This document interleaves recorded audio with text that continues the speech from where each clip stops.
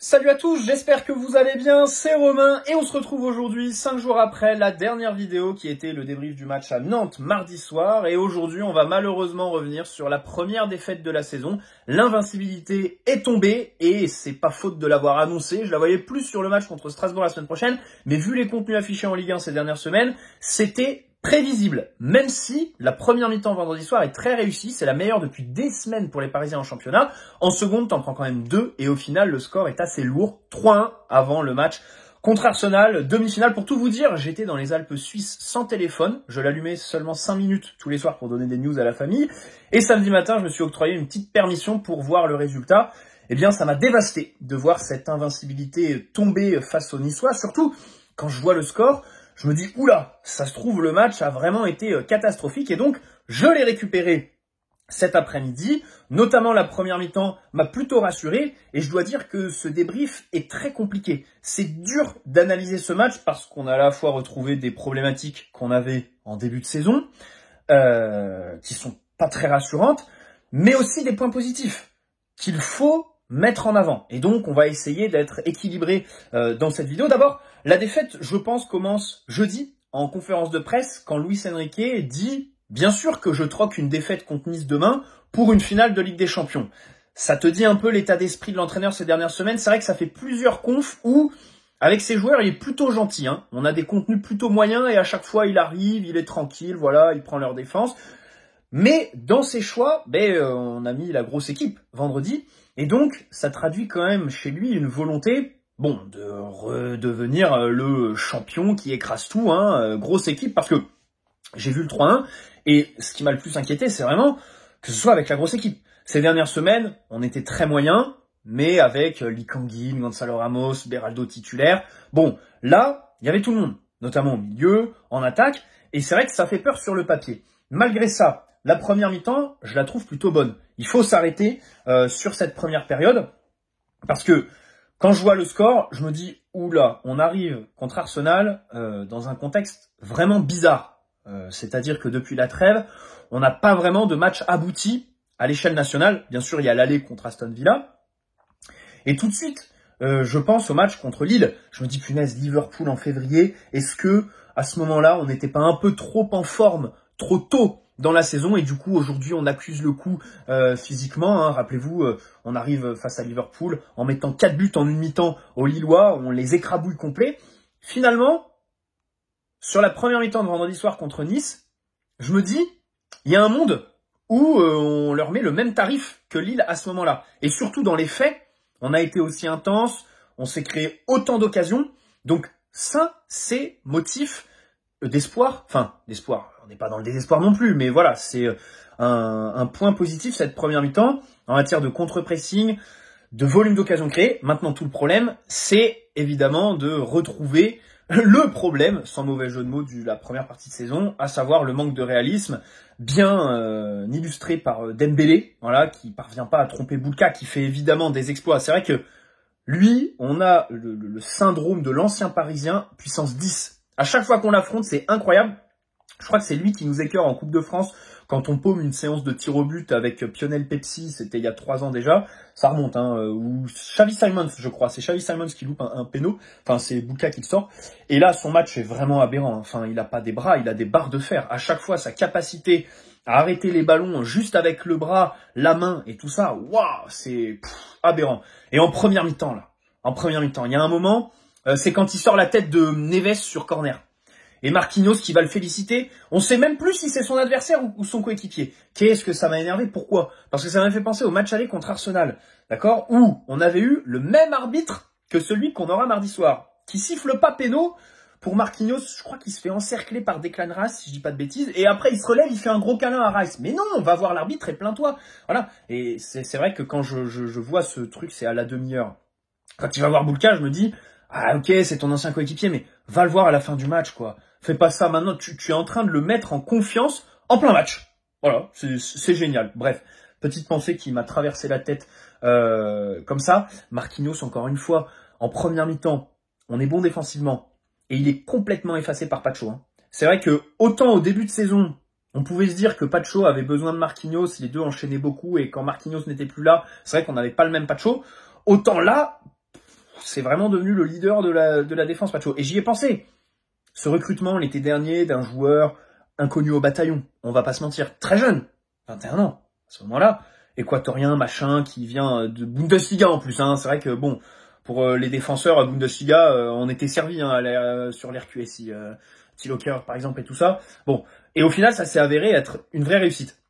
C'est vrai que quand je pense à l'été prochain avec toutes les questions qu'on se posera, forcément sur Marquinhos, je me dis, est-ce qu'on part sur un jeune joueur? Est-ce qu'on part sur une force vraiment établie, style Konaté? Bon, quand je vois ce que Pacho est devenu dans l'équipe, en un rien de temps, j'ai plutôt confiance en Luis Campos, enfin, s'il daigne prolonger, sur un recrutement. Alors là, ça parle d'un défenseur de la Lazio Rome. Faudrait qu'on essaye d'en parler. Faut que je fasse une vidéo mercato prochainement parce qu'il y a plein d'infos. Donc voilà, j'ai plutôt confiance en le board pour nous faire un recrutement style Pacho l'été prochain. Parce que c'est vrai que, bon, à un moment donné, dans le 11, ces derniers temps, Marquinhos, on va pas se mentir, fait plutôt tâche. Hein. Comment il s'efface sur le premier but de Sanson à aller suivre pour rien du tout au milieu de terrain un décrochage et au final ouvrir l'axe complètement, c'est quand même compliqué. Et puis en deuxième mi-temps face à Laborde dans les duels, ouais, ça a été plutôt dur. Hein. Même si tu le fais sortir pour Beraldo qui sur son premier ballon concède le coup franc du troisième but. Alors tu te dis bon, c'est pas vraiment mieux quoi. Donc projetons-nous plutôt sur le mercato d'été plutôt qu'avec nos forces en présence. Bref. Donc, première mi-temps, je trouve plutôt bonne, contre-pressing, enfin le volume d'occasion. C'est vrai qu'au début du match, tu peines à te créer des occasions franches. Hein. Les premières, la frappe de Dembélé qui est un peu excentrée. Fabien Ruiz prend la même frappe, d'ailleurs, sur le côté. Plein axe, tu peines à te montrer dangereux. Tu as un centre en retrait de Kvara qui trouve personne. Des frappes qui sont contrées aussi. Ça, les frappes contrées, ça témoigne du manque de réussite des Parisiens ou alors de la précipitation en fonction des actions en fait. Des fois tu te précipites, des fois tu es en pleine surface et tu vas avoir un pied qui traîne. C'est là où tu te dis, bon, par rapport à il y a 2 mois, on manque peut-être un peu plus de réussite. C'est vrai, on l'avait à ce moment-là, on l'a plus trop, Dembélé notamment. Et voilà, au fur et à mesure, tu te crées quand même de grosses occasions, Neves la tête, celle de Doué où il glisse. C'est quand même une sacrée occasion. Celle de Dembélé quand il prend la profondeur. Ce but de Sanson, à un moment où Nice commence à lâcher les chevaux. Hein. C'est vrai qu'ils arrivent, bus. C'est pour ça, je pense que Barcola a enchaîné 2 matchs sur le banc. Hein. Nantes puis Nice. Donc, alors, est-ce que c'est déclassement dans la hiérarchie ou est-ce que c'est, bon, Nantes et Nice, on pouvait s'y attendre, 2 bus. Nantes, logique, équipe qui joue le maintien. Et Nice, sur le match aller, pareil, ils avaient posé le bus. Et donc, je vais plutôt sur cette option de la physionomie du match, en fait, qui collait pas trop avec les qualités de Barcola et tu le gardes sur le banc pour le faire rentrer. Je pense qu'à la Méno, le week-end prochain, contre Strasbourg, une équipe bien intense qui va sûrement laisser des espaces, lui, typiquement, pour les matchs ping-pong, voilà, ça pourrait beaucoup plus coller. Donc voilà, 2 fois de suite sur le banc, Barcola.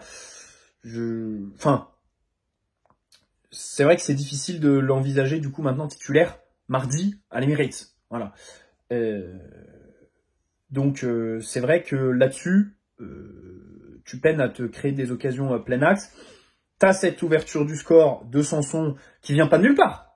Puisque 2 minutes avant, tu as l'alerte, c'est Laborde, je crois, qui est dans la surface, avec déjà Hakimi qui est trop tendre. Au milieu de terrain, on se fait transpercer plein axe, c'est formidable. Hein, Vitinha, alors Vitinha, il n'est pas directement impliqué sur les buts, mais il faut en parler parce que on ne le voit pas en fait. Hein. Premier but, on se fait percer dans l'axe, où est-il? Deuxième but, un peu pareil. Le troisième, c'est Ruiz, clairement, qui lâche son marquage. Hein. Autant Ruiz marque un super but en première, et on va s'arrêter sur son match longtemps parce qu'il fait un vrai bon match, c'est le meilleur Parisien. Autant sur le but là, sur le coup franc, c'est quand même, à un moment donné, ça suffit quoi. C'est pareil. But sur coup de pied arrêté, un mec qui est tout seul au deuxième poteau, classico-classique, j'ai envie de dire pour le PSG. Et c'est vrai que pour Donnarumma, c'est assez terrible, hein, prendre 3 buts comme ça sur les 3 seuls tirs cadrés de l'adversaire. Bon, surtout que sur le premier, peut-être responsabilité pour notre gardien là, c'est un peu bizarre sa sortie, le fait qu'il se couche et que le ballon, passe un peu bizarrement. Bon, il est peut-être un peu limite. Bref, t'égalises rapidement. Arrêtons-nous sur ce but de Ruiz quand même. Parce que, alors déjà, il y a la passe de Dembélé. C'est vrai qu'il est moins en réussite, mais dans le jeu, il est quand même bien meilleur que ces derniers temps. Enfin, c'est son meilleur match depuis longtemps, Dembélé, hein, vendredi soir. Les dribbles, les passes, celle-là décisive.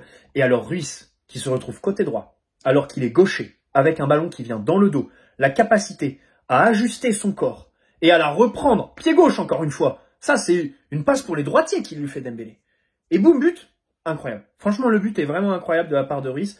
Déjà, sur sa passe décisive pour Kvara, au match aller contre Aston Villa, on avait noté sa capacité à bouger son corps, alors que c'est quelqu'un qui est raide, hein. C'est vrai que c'est une brindille et il est pas très souple. Mais il y a des mouvements ces dernières semaines qui sont assez aberrants de sa part. Et là, le but est vraiment, vraiment beau. C'est vraiment une superbe réalisation. Et bravo à lui parce que c'est le seul qui a réussi à tromper Boulka. Tous les autres ont buté sur lui jusqu'à Gonzalo Ramos en toute fin de match. Alors, deuxième mi-temps, 20 secondes et tu prends un but. Bon, là, la deuxième mi-temps, c'est vrai que ça a été compliqué parce que tu prends le but. Autant après celui de Sanson en première, pareil. Bonne réaction après le but de Sanson. Tu récupères plein de ballons hauts, tu paniques pas et tu marques rapidement. Voilà, donc ça, c'est aussi positif. Par contre, après le second, là, et puis le second, alors, le second, enfin, ah oui, parlons de Nuno Mendes. Parlons de Nuno Mendes, encore une fois, mais comme sur le premier but, hein. Alors, il est là, il y a enfin, la lecture du jeu, la compréhension des placements, des trajectoires, que c'est compliqué et que c'est facile de le prendre dans le dos. Sur le premier but, donc, il grimpe et au final, voilà, il se fait un peu aspirer. Sur le deuxième, c'est encore plus flagrant. Et après, en plus, il revient en trottinant et il laisse le joueur centrer. Voilà. Bon, alors après, c'est vrai que dans la surface, t'as Marquinhos, aussi Hakimi, sont un peu limite, suspects. Mais Hakimi, par exemple, il a 2 joueurs à prendre. Donc bon, c'est vrai que c'est un peu difficile de lui en vouloir.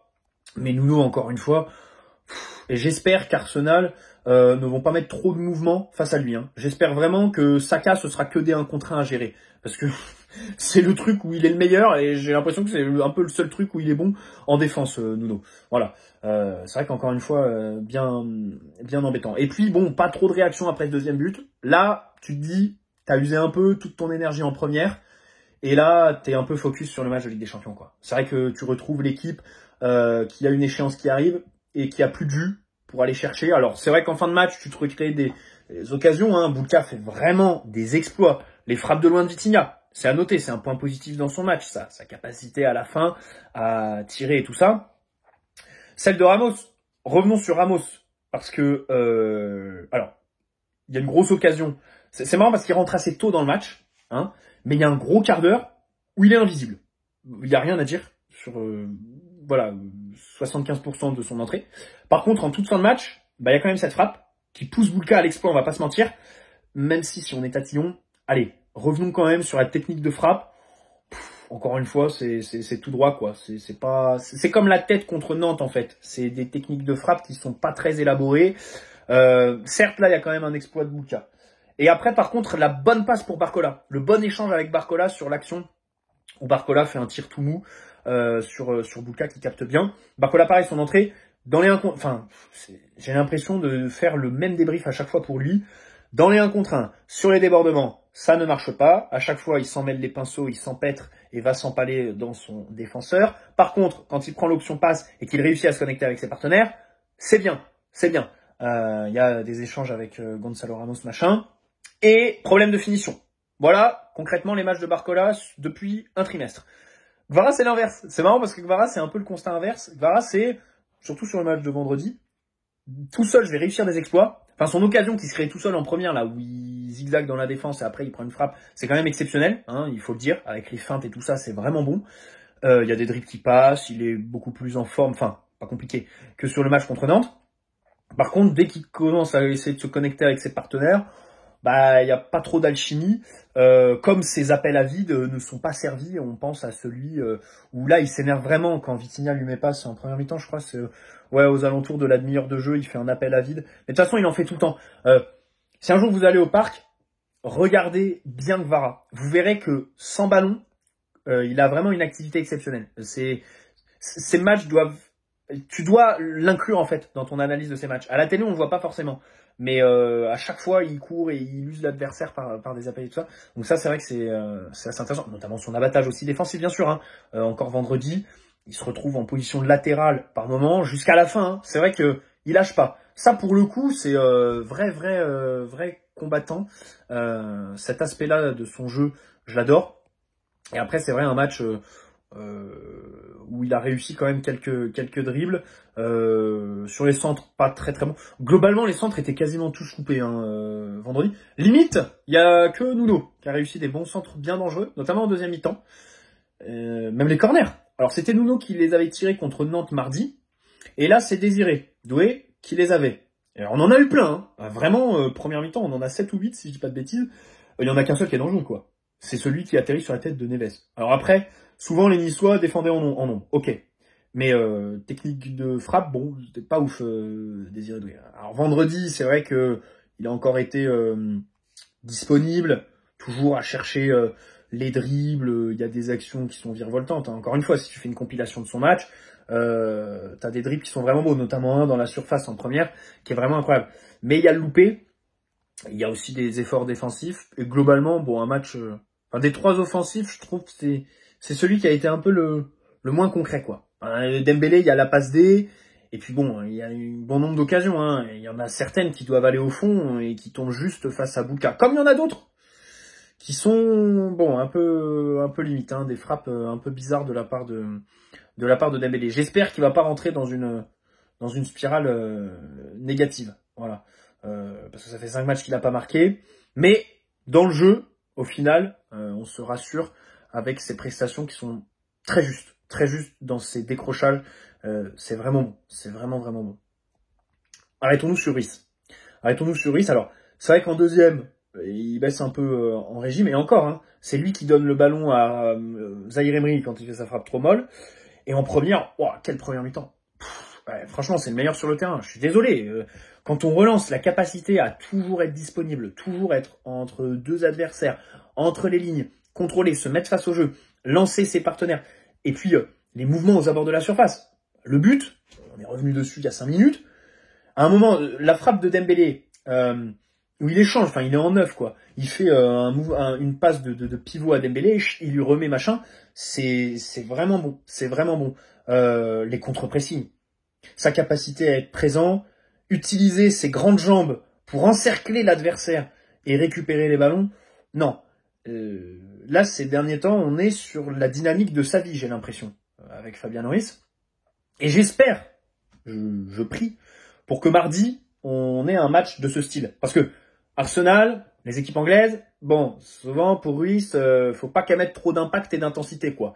Donc j'espère que mardi, de toute façon, il n'y a pas de secret. Hein. Il faut absolument qu'on imprime notre jeu pour nous. Et pour Ruiz, plus que tous les autres Parisiens, il faut absolument que le PSG ait le pied sur le ballon et soit dans cette optique d'aller contre-presser tout de suite. Pour que lui soit là, joue sur ses qualités. Parce que si on commence à devoir défendre, machin, se faire presser, il va pas réussir. Même si c'est vrai qu'à la relance, il a cette qualité de déplacement, d'aller dans des espaces vides, voilà, pour offrir des solutions à ses partenaires.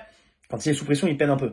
Donc c'est vrai que là-dessus, mardi, lui plus que les autres ont vraiment besoin que le PSG joue son jeu. Neves. Alors Neves contre pressing encore là, hein. Il y a la tête aussi qui est plutôt intéressant. C'est marrant parce que la tête, elle m'a rappelé encore une fois le match aller contre Arsenal, parce que c'est lui qui prend une tête qui finit sur la transversale à ce moment-là, si je dis pas de bêtises.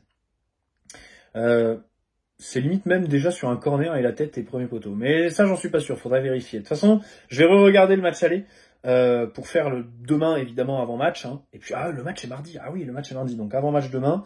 Et puis, mardi, débrief. Ok. Donc, João Neves. Voilà, la tête. Après, pas grand-chose d'autre de bien concret hein, sur les aspects offensifs, même à la construction. Petite baisse de régime quand même à noter pour lui ces dernières semaines, même si au contre-pressing, l'impact et tout ça, il est là. Et c'est vrai que quand il a le ballon, il se bat, c'est très difficile de le faire tomber, par exemple. Il est tellement tonique sur ses appuis, ça fait plaisir. Et il a la même barbe que moi, donc évidemment, je peux que valider cette initiative. Bref, Vitinha, les frappes de loin, on l'a dit. Après, le fait qu'il soit absent sur les buts, qu'on ne le voit pas en fait, c'est vrai que ça me gêne un peu qu'on se fasse transpercer comme ça dans l'axe et que notre numéro 6 soit pas là. Mais ça, c'est le lot... Enfin, on peut pas tout avoir.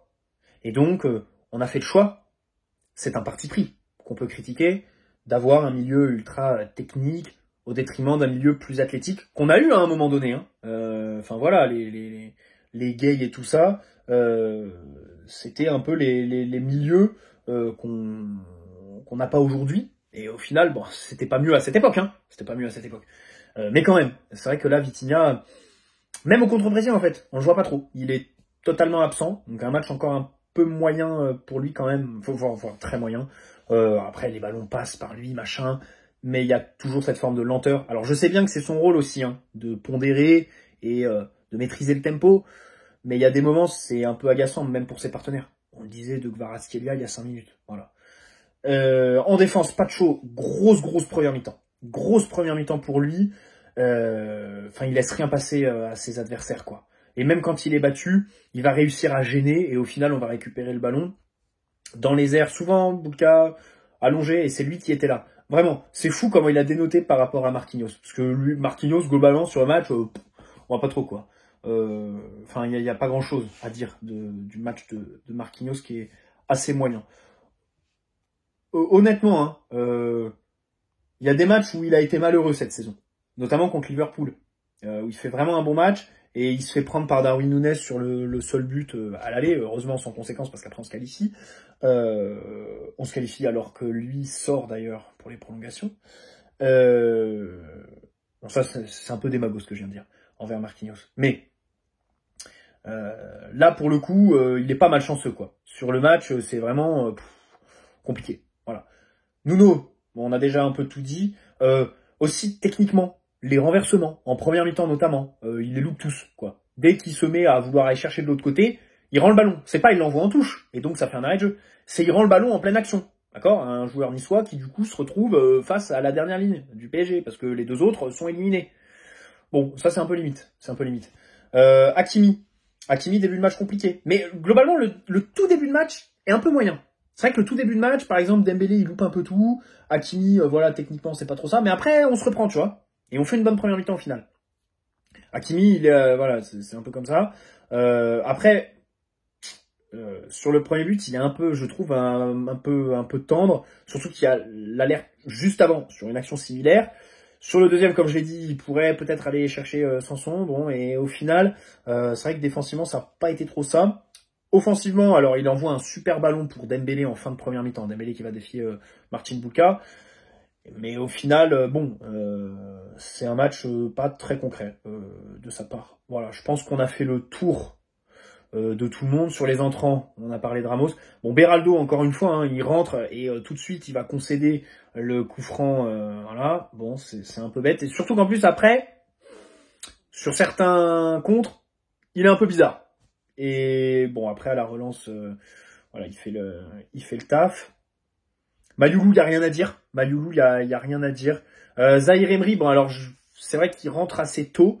À chaque fois, hein, il court et tout ça, il est très motivé. Mais là, il semble assez distancé. Limite, en fait, aujourd'hui, le joueur qu'il pourrait sortir du 11 pour prendre sa place, c'est Neves, en fait. Mais encore, c'est vrai que il est toujours là, hein, Warren, il court beaucoup, mais il n'y a pas grand-chose de concret, quoi. C'est encore assez moyen, notamment les frappes assez molles, là, qui sont un peu agaçantes. Bon, on va voir comment ça va évoluer, mais c'est vrai que là, la place de titulaire est perdue. Bref, je pense avoir tout dit. Didio, Didio, autant, là, les deux buts, c'est difficile en deuxième mi-temps de lui mettre dessus. Par contre, c'est vrai que le premier, là, c'est un peu bizarre. Mais il a en fait, c'est bizarre parce que on le voit trop souvent avec lui, quoi. Ce truc de se coucher, d'avoir le ballon qui passe juste en dessous son bras, machin. Ah, ça, tu te dis, ça te fait penser au but de l'Atlético, au but de Liverpool, au but de Coman en 8e de Ligue des Champions il y a 2 ans, là, où il se couche, mais je sais pas, avec son bras, il fait un truc bizarre et ça passe au seul endroit où il laisse un trou, quoi. Au seul endroit. Mais bon, c'est comme ça. Un peu suspect quand même. Bref, bonne soirée à tous. N'hésitez pas à poser un like si cette vidéo vous a plu, vous abonner si ce n'est pas déjà fait. On se retrouve demain pour l'avant-match, évidemment, de cette demi-finale du PSG. Et puis voilà. Bref, bonne soirée. Ciao les amis. Prenez soin de vous.